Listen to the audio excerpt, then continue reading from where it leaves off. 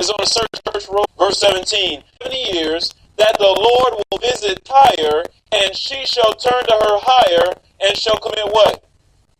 Fornication with all the kingdoms of the world upon the face of the earth. So it's showing you that by this singing like a harlot, this music is preparing one to commit fornication, to partake of the image of the beast and the mark of the beast, to follow and wander after the beast, is what this music prepares one to do. So in other words, many Seventh-day Adventists, Baptists, Congregationalists, Presbyterians are preparing themselves to receive the mark of the beast. Through what? Through the music. You see, what we don't understand from a scientific aspect, that music bypasses the frontal lobe of your brain. The frontal lobe is where you make your decisions. That's where your judgment, your reason is, your conscience is in the frontal lobe. Music bypasses that and enters through the hypothalamus.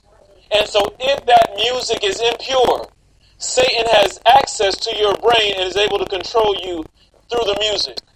You give Satan an avenue to control you. So that's why we got, and it shall come to pass after the end of chapter 7, Ecclesiastes 7 and verse 5. Notice what the Bible says here concerning this music. What should God's people do about this music? Should we just go out in the hall and then come back into the church after the music has been played? And verse 5, notice what it says.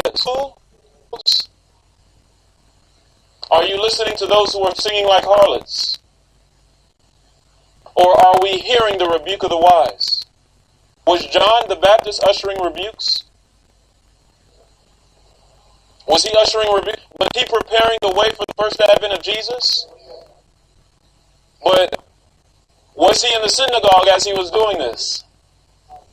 The Bible says that all Judea and Jerusalem went out to hear John preach and were baptized of him, confessing their sins in the river Jordan.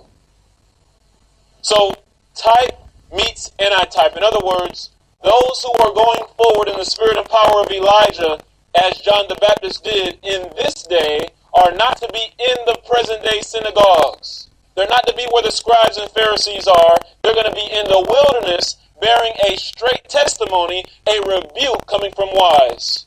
Why? Because they're wise virgins. It is better to hear the rebuke of the wise than to listen to the song of fools.